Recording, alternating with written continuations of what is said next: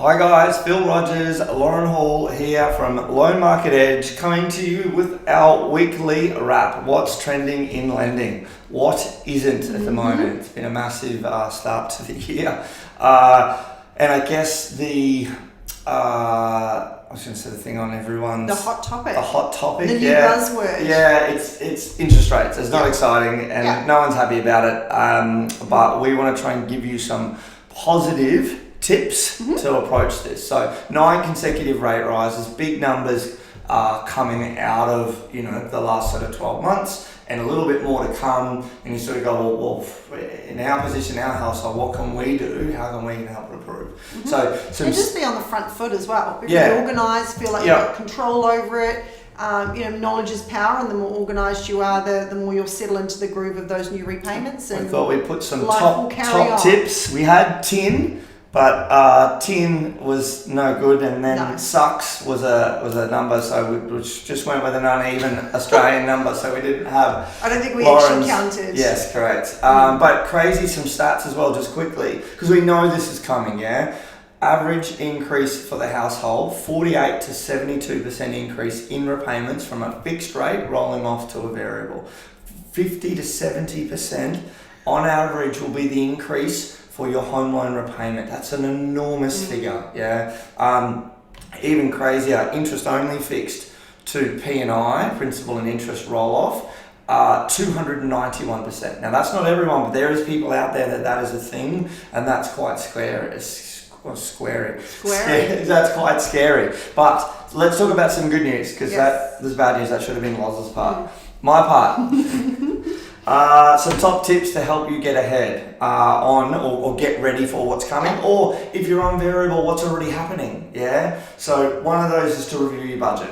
Budget's not an exciting word or an exciting exercise by any means, but it's relevant, it's important, and the head in the sand approach is no longer, we've gone through, again, 9 consecutive rises. Prior to that, we probably had 9 years of only knowing rates to go down, right? So we're in a different market. We need to adjust. We need to think different. And for most people that have never owned a home before, they've actually never been through a cycle, let alone knowing a cycle that's just gone in such a sharp increase. So reviewing the budget's a big one. The Money Smart website is a really good site we recommend to clients. It's a government ASIC website. You can jump on. There's a really good budget planner, I think, under the tools in there, under tools, budget planner. There's a downloadable one. There's an interactive one on there, which is really good, that it sort of guides you through and helps you, because I don't know the answer to a lot of those questions for myself, right? And there's fixed costs and there's discretionary, and I don't know, I'm guessing. So it will guide you through a little bit of an interactive session to try and come up with a budget.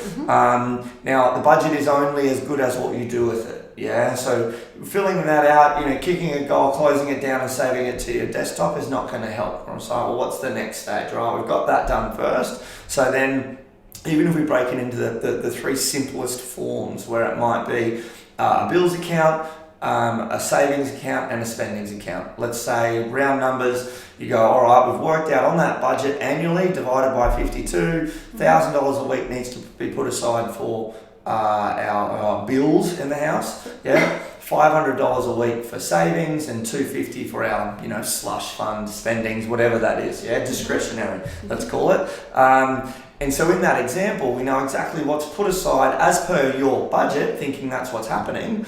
After 30 days, we have a look. Did we potentially dip into the savings to feed into the spendings? Getting a bit of a feel for maybe tweaking that a little bit, then run it for a second month. By the third month, should be a little bit of a rhythm, where you just go, is this budget achievable?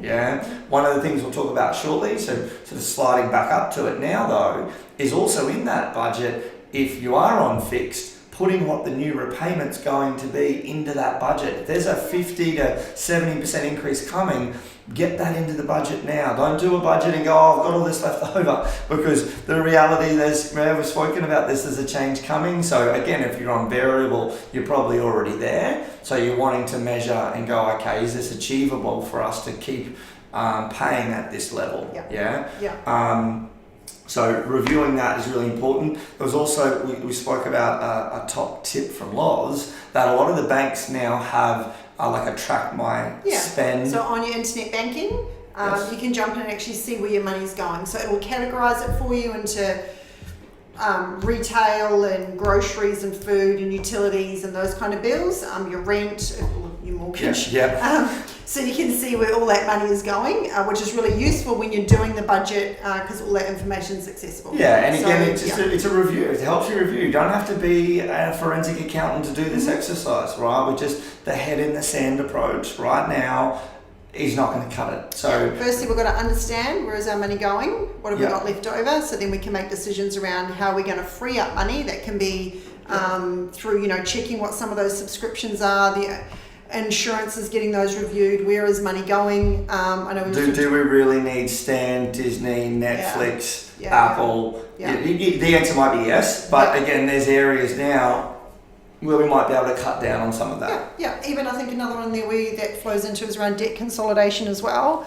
So if you have, a couple of credit cards or you have a car loan or something like that, being able to consolidate those into one repayment might free up a little bit of cash in there as well. Always love a strategy around paying that stuff off over a shorter term. We don't want to be paying that stuff off over a 30-year loan term.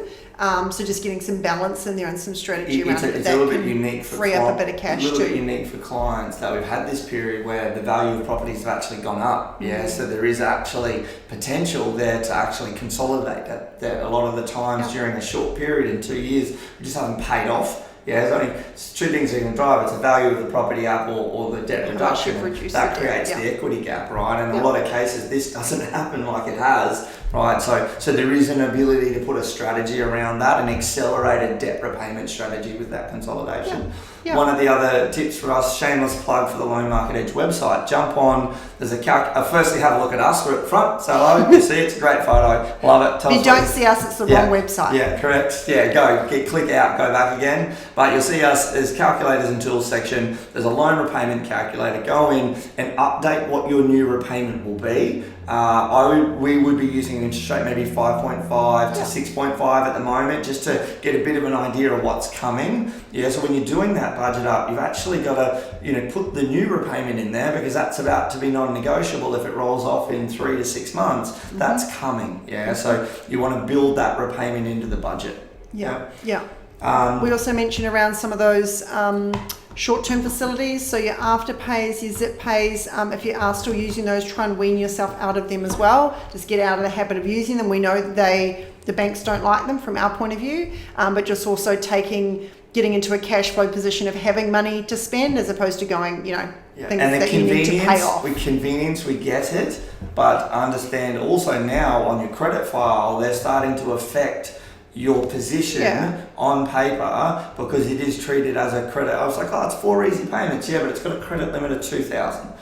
So that is now from their side a credit facility that must be included and is looked upon unfavorably in your home loan application. It affects your credit score more negatively as well than a normal credit card or facility. So just start to wean yourself out of using those, getting back into that positive cash flow position. And I guess all of that was tips that you guys can do. Then from our side, whether it's repricing and renegotiating with your existing lender, whether it's refinancing, restructuring with the new lender, that's where we come into play. That's where we'll take you through that exercise and make sure that going forward, A, we're ready for it, but B, we're in the best possible position. There's discounts on the table now that in the last 6 months they weren't available 9 months ago. We're repricing clients from 12 months ago with discounts we couldn't get 12 months ago, right? So what we can now get for a client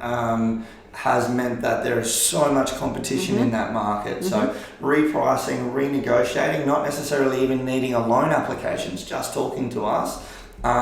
And the other one is obviously refinancing, and that's taking maybe a bigger approach, and that might involve the consolidation of the debt and the strategies that we'd start to walk through. So there is ways to help. There's a little bit of homework from your side. There's some teamwork. And then we do all the hard work. So hopefully that gives you guys some top tips. We're open to ideas, love some feedback, having great chats with clients at the moment. But if you can think of any of them that would sort of benefit from this level of service, reach out. We're here to help, and do it before it's too late. We'd rather help you get on top of it now. Cool. Enjoy the weekend. Bye for now. Bye.